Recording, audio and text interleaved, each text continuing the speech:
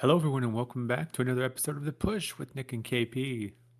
We are back once again to bring you one of our favorite series, and that is, of course, a predictions video, this time for NXT Stand and Deliver, set to take place this Saturday, April 4th, in St. Louis, Missouri, the biggest NXT PLE of the year. A interesting build. A lot of these matches weren't even made official until last night. But per usual, we'll go through every single match to set to take place, kind of give you our thoughts on each one, and then kind of give you our thoughts on the card overall as a whole. So without further ado, let's go ahead and get into the first contest of the evening, which again, may or may not be in the correct order, but just an order that makes sense. This one is Blake Monroe going up against Tatum Paxley, who is set to defend her NXT Women's North American Championship. KP, an interesting build here in that Blake Monroe simply took her title from Tatum after she was done with Izzy Dane, claiming that she never lost the title, but last night saying that because Blake still hasn't given it back, um, you can have it back if you defend it against me or you show up for the match. You can have your shot for the title you never lost. Who do you have coming out of this one with the NXT North American Women's Championship? I think you can make cases for both these women. You look at Blake Monroe specifically first here. She held the title. She lost it because of the circumstance that took place with Thea Hale and all the shenanigans there. Yeah, and then obviously never really getting a chance to get that title back in the first place. I do feel sorry for her in that sense because she probably might even still be the women's North American champion now. It's one of those weird situations where what ifs and all this kind of situations. And then Tatum Paxley's quite early into her reign, so do you take a title away from her? She just got past Izzy Dane, which was a hellacious feud between the two ladies. Um, yeah, it's a weird one. I'm not entirely certain 100% which way this is going to go, but in my head, something that I've been holding on to here is I look at the other women's title match in Jacy Jayne, and whether she was to lose her championship, she would lose it to a face.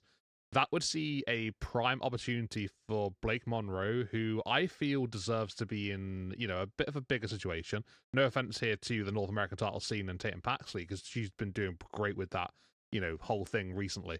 But Blake Monroe being in that conversation, I think is probably more, more apropos for what she's been doing.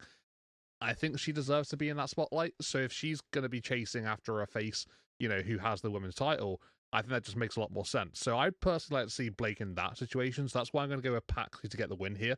I don't know for definite if that's going to be the situation here, but that just seems to be the most logical choice for me personally. I'm trying to think ahead, trying to plan after this one. And I think Blake in that title situation just seems to be the clearer vision for me personally. I'd like to see what you think of this. Maybe you agree with that, maybe you don't. But yeah, I'm going to go with Paxley winning. But I think this one, I wouldn't be surprised if it went either way. I wouldn't be against either woman winning here. But I would like to see Tatum do a little bit more with that title because it has been sort of something that she really has earned. And I get Blake never really lost it, but I'd like to see him move on to bigger things. So that's just me. What about you, then, Nick? Where's your head at? Yeah, some good points raised here, and I feel like this is always Blake Monroe's and Tatum's for that same reason. They are both always in situations where we feel like they should win, they deserve to win. Blake always seems to be in the wrong place at the wrong time. I think there's another instance of that. A good point brought up by you in that I don't think I think she's a little better than this scene. I think it's kind of beneath her. Obviously, we've spoke about this before. We were shocked at the beginning when she even decided she was going to be on NXT as opposed to the main roster. Like you could still argue that she just has such a unique gimmick and brings some unique aspects to the table, as does Tatum, of course. But I think Tatum has some more developing to do. Whereas I feel like if Blake was called up on main roster tomorrow, I wouldn't be that surprised. But with all that being said, I think Tatum and I think she has plenty to do with this title. Whereas I think that's a great shout. I think Blake, like I said, I think she could be brought up tomorrow, and I wouldn't really bat an eye. So I think unfortunately that she lost her title the way she did, but I think at this point I think it's a little too late to kind of salvage that, and so I think Blake just having a consistent performer, having her as a consistent performer, kind of helping to elevate Tatum is probably the best move here. And yeah, Blake doesn't, it's hard to it sucks to say that, but Blake really doesn't need to be in a title scene because she's just kind of that entertaining. She's one of those rare talents that I've said about many people before. She doesn't need to be in a title scene, and she's just as entertaining and just as of effective of a talent. So I think I'm going to agree with you there. I think Tatum to retain here. Next match of the evening, as figured out last night, had the Americanos and Rayo and Bravo becoming the number one contender. They're going up against Brad Baylor and Ricky Smokes of the Vanity Project for the NXT Tag Team Championship. KP, who you got coming out of this one? This is a weird one on paper. You got two teams that are technically, I guess, classified as heels. So where does really the crowd sort of cheer for this one? I'll be interested to see what the St. Louis audience does sort of make of this matchup because it could be quite a lot of fun. These two teams are both very, very good with their own individual styles. And I think that you do have that sort of looming threat of El Grande Americano, which does sort of play an advantage to Los Americanos in this one. So I think it would be naturally quite easy to go along with them as the winning team here and to crown new tag team champions. But I'm going to go the opposite way. I'm going to go Vanity Product to win here, only because I feel like you have El Grande Americano. I feel like you have the other El Grande, the original, that could even to sort of play a part here as well. So maybe that could be the case, maybe not. But I feel like that sort of build needs to sort of be spiced up a little bit because that's sort of simmered down recently. I'd love to see that kick back up again. Obviously, they've been doing their thing in AAA. So I feel like in the WWE product as well, which is where the two are primarily based, we should be sort of like trying to amp that up a bit more. So what better place to do it than obviously to have his stablemates be sort of like their tag team championship opportunity taken away from them by original El Grande Americano. So I'm gonna go with Vantage Product to win here via that sort of way. And obviously, you got Jackson Drake on the outside as well, so he'll be sort of helping out his boys as well. So there's going to be a lot going on here, a lot of other faces involved, interferences and things, I think. And obviously, we'll see sort of like attempted steel plates and things like that from the Americano boys. But yeah, I think Vanity Project very early in their reign. I'm not ready for it to end yet. So with these two men being Raya and Bravo being main roster talent, being on Raw quite regularly each and every single week, I don't feel like them winning the tag team titles on NXT is really going to be helpful for that. So, yeah, I'm going to go with Ricky and Brad to get the victory here. Vantage Project staying on top. What about you, Nick? Where are your thoughts for this one? A very unique Stand and Deliver build here, and obviously that could be a reoccurring theme as a lot of these title holders are relatively new. This being another instance of that with the Vanity Project. You could definitely argue that the Los Americanos, don't need to be here, don't need those titles. But I think they're here for a reason, and they've gone as long as they have without a title. So I think it's clear, and I hate to use that back to back matches, but they don't really need a title either. But I'm going to go with the opposite reason because you mentioned El Grande could, both of them could come into play, to kind of counter the advantage that the Vanity Project might have as well. I think even if it's not a long reign, I think Los Americanos getting some kind of gold showing that what they've been doing has been effective. I think that could be fun. I think it could take those titles and kind of help broaden, maybe clearly Los Americanos is over, or whether as a heel or a face, no matter where they go. Last night felt like more of a face reaction, but I think if they have those NXT titles on them, they could kind of help bring some eyes down to the NXT product for a bit, which I think NXT is not at the best kind of standpoint it has been in a while. So I think that aspect. I think I'm going to go with Los Americanos on this one. But regardless, I think it should be a really fun contest. And as you alluded to, I think there could be lots of things going on. But Los Americanos have hit a very unique stride right now and are very, very fun to watch. So, yeah, I think I'm going to go Los Americanos to get the NXT Tag Team Championships from Vanity Project on this one. the next match of the evening, and by far, it's not close, the biggest build of Stand and Deliver this year. Sol Ruca going up against Zaria, formerly known as Zaruca, splitting up finally. We had a constant running joke between the two of us that we would never see this day because every time they felt like they were going to split them, they would go back and they would, make men's and everything was hunky dory. That is no longer the case. This is finally at Stand and Deliver, which is obviously the best stage for it.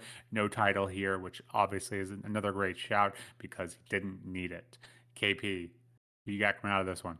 Yeah, you nailed it on the head. This build has been phenomenal. Probably one of the best builds I think we're going to be having going into both NXT Stand and Deliver as well as WrestleMania weekend. It's just everything's been done right. Just everything in the build up to it, the relationships, the sort of like bad ill feelings towards each other, tempers rising. I just loved every single second of it. And then we get to the matchup itself here. The precipice. The grand moment of them both. Locking up finally and butting heads. And it gets to a stage where I have absolutely no idea who's going to win. And that's a really good thing because not only because the build has been very good up until this point, but because the match could go either way. And that makes me feel like, the build has basically allowed it to have an opportunity for both ladies to go over in their own ways, but I don't know what way it's going to be. So yeah, I'm sort of like rambling here, but the way that I'm thinking about this one is Sol Ruca is obviously, the go-to. I think most people would probably say Sol Ruca to win this one. She hasn't won the NXT Women's Championship. I personally don't think she needs to win it. But a win for her would allow her to sort of choose basically her next option.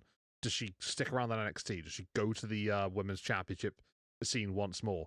If she does, will Zaria continue to try and stop her from winning that gold? Or does she just go up to the main roster, she goes up with a win, and she leaves Zaria behind? Maybe that could be the way. But also, on the other hand here, Zaria's been fighting from underneath here, been trying to prove herself to Sol Ruca, and been trying to sort of like earn her spot, in her own right. And she has basically lost any of those big matches that have been coming her way. So I feel like this would be her, coming of age moment here. Her getting a win would just rise her up so much and would do wonders for her. And obviously a win over her, long-term friend, now turned rival in Sol Ruca. What better way to do that to get yourself up to the next spot than by beating someone like Sol?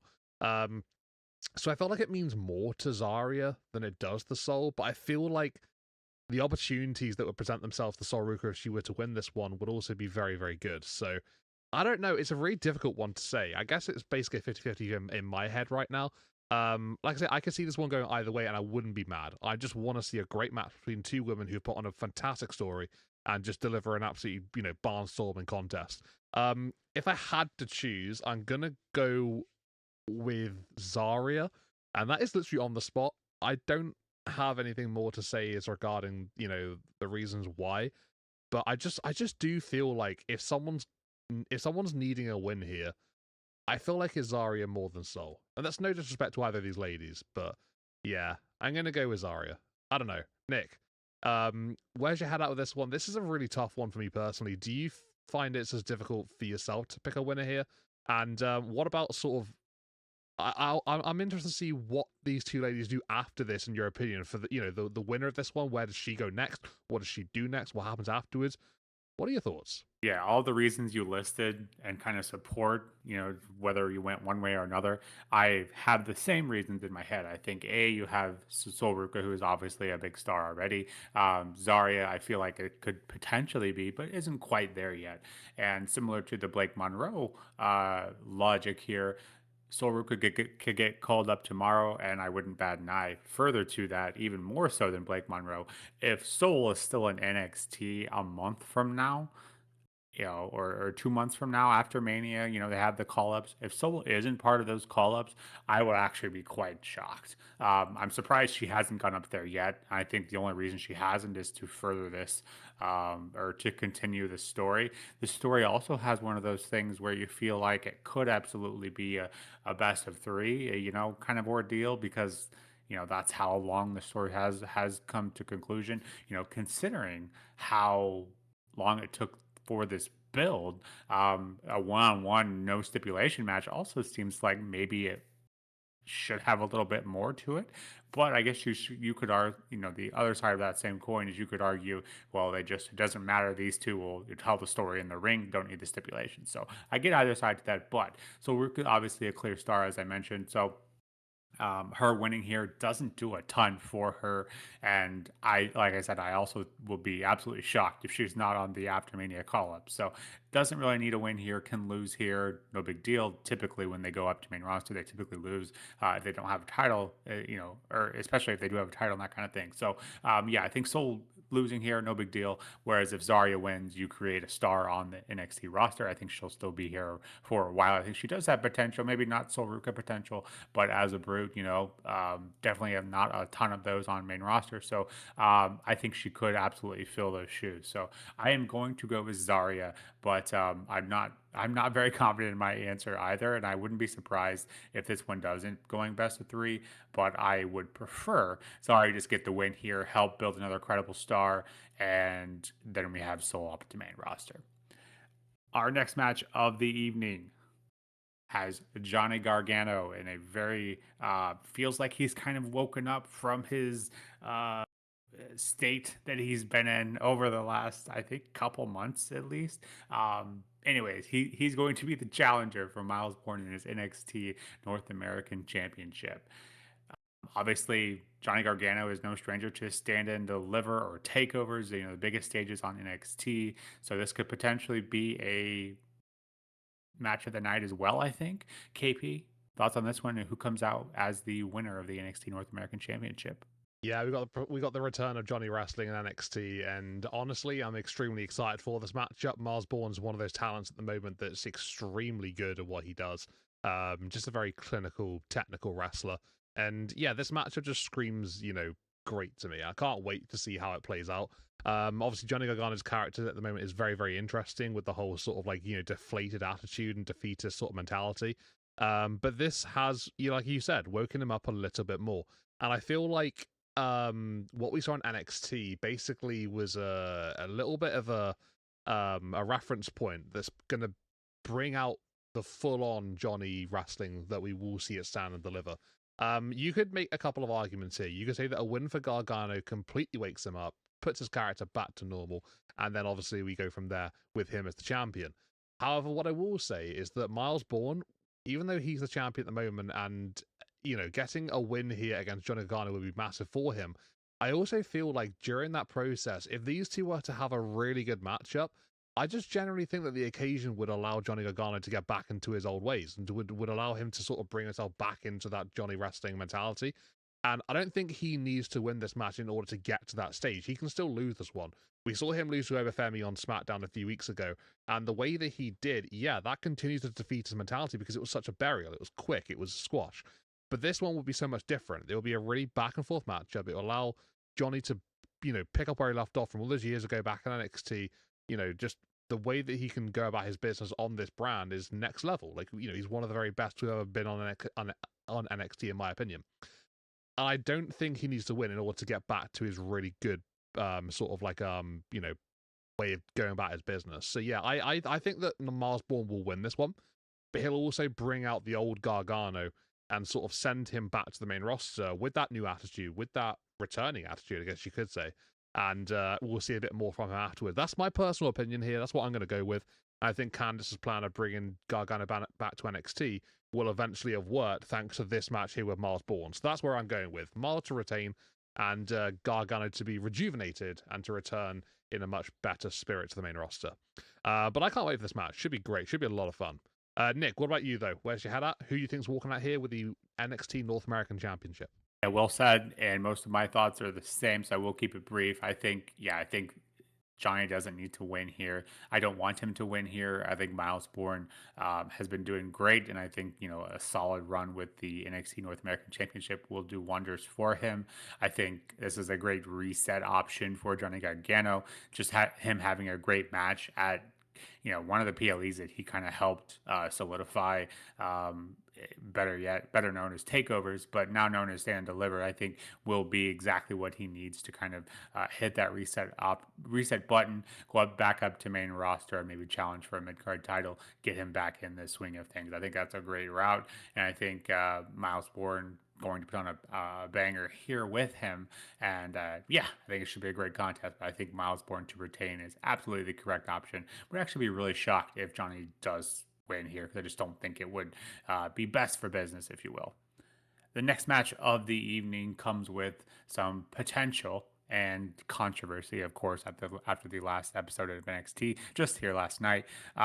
We had a number one contenders match between Kendal Gray and Lola Vice to end in a simultaneous tap out and pen. So we've not the first time we've seen that, not the last time, but the difference here is Shawn Michaels came out and I assumed to announce that this would just be a triple threat match. I think we're going to go with that. In KP, if you don't agree with that, you can kind of hit on what you think does make sense. But I'm going to go with Jacy Jayne to defend against both of the contenders last night, and that of Lola Vice and Kendal Gray. So we're going to go ahead and go forward with that, because I just don't know what else they would do. And I obviously, to leave off Jacy Jayne of the biggest NXT PLE of the year, I think would be a massive mistake. Obviously, she's been killing it. So we're going to go forward with that. Jacy Jayne to defend her NXT Women's Championship against Lola Vice and Kendal Gray. Assuming that's the match, and again, hit on something else if you don't think that's going to be the case.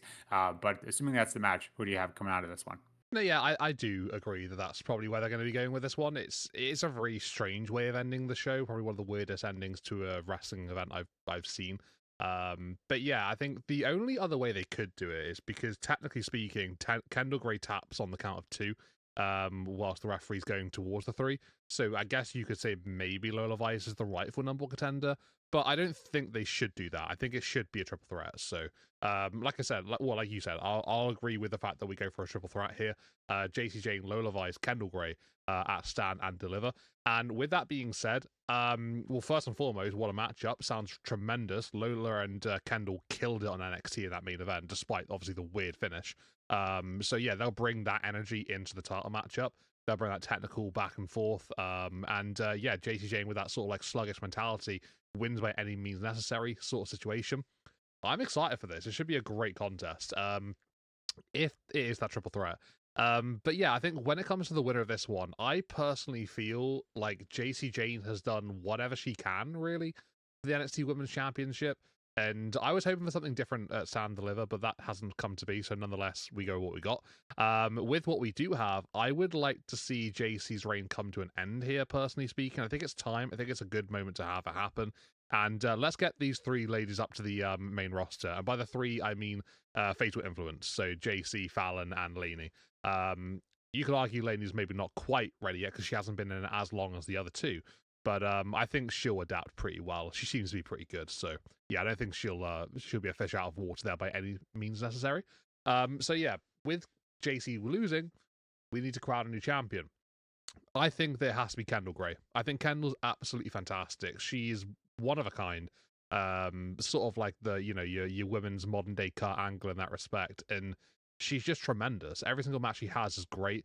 And she doesn't really make any mistakes at all. So, yeah, she's just a solid wrestler. I think she deserves to basically just be shone straight into the spotlight, go into that title matchup, win the damn thing on the biggest stage for NXT in the year, and yeah, walk out as your brand new women's champion. So I'm going to go Kendal Gray to walk out with the NXT Women's Championship at Stand and Deliver after a triple threat matchup with Lola and Jacy. So, what about you though, Nick? Where's your head at here? Do you agree that Kendal will walk out of here with the title? Do you think Jacy will retain?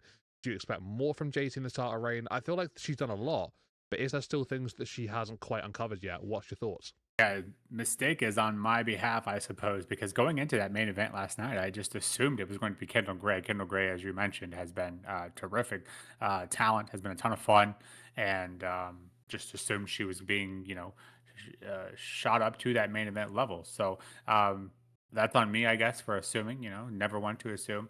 Lola Vice has been in a kind of weird spot as well, in that, she was one of the top stars of NXT for a while, and then kind of dropped a bit, and now is kind of in an awkward position trying to get back to it.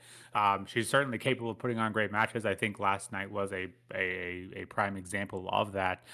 Further to that, Kendal Gray is obviously no stranger of putting on great matches herself. So I think it could be another potential match of the night if we are to get this triple threat. Jacy Jayne is a very consistent performer, that rock star for a reason. Every single match she puts on is usually good, even with a heel interference a lot of the time. So to say those things about Jacy, I think is a great shout for her. Yeah, I think it is. I think you and I have spoke about this in great lengths many times, but I do think Fatal Influence is a great faction to bring up to the main roster as well. This is the third time I've mentioned bringing someone up to the main roster, but I think Fatal Influence and Sol Ruca I feel like should be locks. Not a ton of factions up on the main roster, or teams, definitely not factions. But I think they put in great work. They deserve to be recognized on the main roster level. You could argue maybe Laney Reed, and maybe she gets some time to grow on the main roster, whatever. But I think especially Jacy Jayne and Fallon Henley deserve to be on the main roster. So I think Jacy Jayne has exceeded expectations. She was originally dubbed a transitional champion. Obviously, has proved that's not the case, and proved that she is a legitimate contender. So yeah, this one's tough because we obviously have talked about the breakup of Fatal Influence. I don't want to see that. I want to see him. I want to see that team up on the main roster. They want to do a breakup later. They can do it there. But I do think Kendal Gray is the right option, just because of the same reasons you mentioned. She's incredible talent. I think putting NXT title on her, even if it's for a long reign, I would imagine as well. But I wouldn't also be surprised if she got brought up. But again, you can't bring everybody up. You have to keep someone on NXT. So to give her that NXT championship, let her have a nice reign with it, and kind of prove, what everyone's saying about her is true, I think would be a great shout. So yeah, I'm going to have, I think I'm going to have Kendal Gray take the title here from Jacy Jayne. But once again, kudos to Jacy Jayne. It's been a ton of fun to watch her reigns. With that, main event, assuming they have announced that this will be the main event. Of course, a fatal four-way for the NXT Championship is defending Joe Hendry, going up against Ricky Saints and Ethan Page, going up against Tony D'Angelo, KP.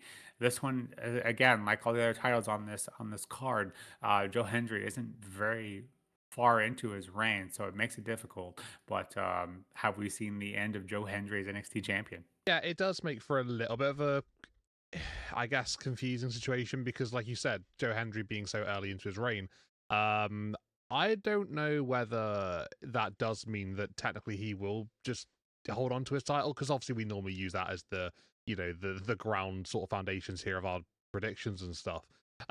You look at the four men in this matchup, Ricky Saints and Ethan Page. I think we can group those two together because, first and foremost, they've both been NXT champion in the past. Ethan for a bit longer than Ricky, sure. But in terms of what they sort of brought to NXT as well, I feel like they've done quite a lot outside of that as well. So maybe they don't need to have the NXT Championship. That's just my sort of general vibe with those two men specifically. When you look at Joe Hendry in his current reign, he hasn't really done an awful lot with it. Obviously, he's defended it, I think, once, if I remember rightly. He hasn't been champion that long either. So it's been sort of like a quick thing for him up until this point, going into Stand Deliver, being the face of the company at the time, and going into the biggest show. I think that's been great for him, in terms of like what he's been able to accomplish in that sense has been very, very good in such a short period of time. I think Tony D'Angelo is the weird one here, because he's the only man in this matchup that has never held this championship before. Will I say that he deserves to hold it? Yeah, I think that's the case. He does deserve to hold it at one point. His shift of character since returning has been tremendous, has been extremely good. In terms of like characters coming back and completely changing things up, but actually making a lasting impact and doing it in a good way, he's done that tremendously well, and we don't see that too often. Sometimes people come back with a different gimmick. It's maybe a little bit underwhelming. It doesn't quite work as well as people want it to, but this one's worked really, really well. He's completely dismantled Darkseid to the point where they're now cursed with bad luck, and there's no Danhausen involved on this one. They've been losing all over the shop, and that's sort of the effect that he's had on an entire group and an entire faction. What he can do, with these three guys in the ring. If he walks out of here with the NXT Championship, what would he do with the rest of the roster as the champion? So I'd be ecstatic to see him walk out of this one with the championship. I think he does deserve it. So I'm going to go with Tony D'Angelo to win here because I think it has the most impact going forward. Considering if you would imagine all four of these men winning in different scenarios, I just think that Tony D's has the biggest impact. And yeah, I think, that would be mission 2 accomplished for him. And then obviously we then see afterwards, who steps up and who becomes the challengers and who sort of like attempt to take that title from him. Joe Hendry, I think main roster have expressed in the past, decent interest levels of him being on there. But you can also make the same arguments of Ricky Saints, Ethan Page. So I'm not saying everybody should get called up because that's a bit wild and a bit crazy. But I feel like there's possibilities for any of these three to be called up. So yeah, I'm going to go Tony D to win. That's like my general sort of vibes here. But what about you, Nick? This is a big one.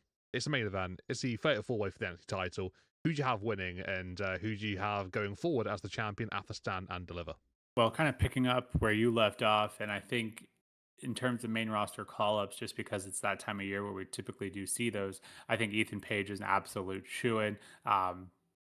Probably the most deserving, definitely one of the most deserving on the NXT roster. Ricky Saints, I'm not quite there yet. He's had some hot and cold moments, but Joe Hendry, I think Joe Hendry could use some more time on the NXT level, especially as the not being the chase. I've said this before on these videos.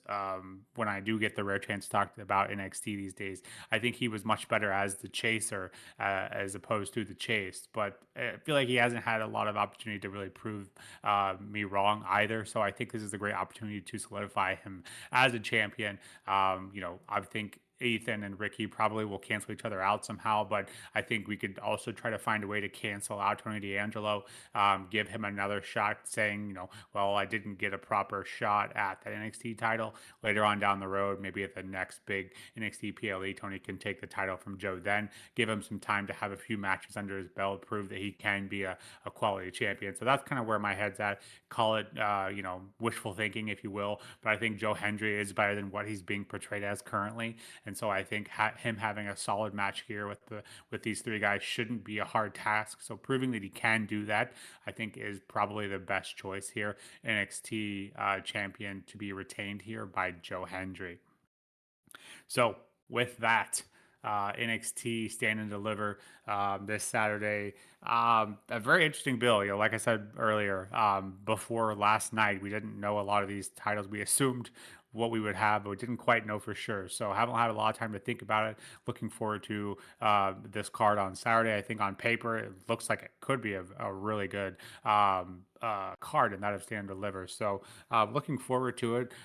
What do you all think about this card? Let us know. Who do you think is going to come out of each match victorious? We'd love to hear from you. But we'll also be back on Sunday for a reactions video. So once this PLE is all done, we'll come back and we'll discuss it as per usual, kind of give you our thoughts on it, give you our ratings on it, and that sort of thing. And you can kind of join the party there as well. But until next time, this has been The Push with Nick and KP.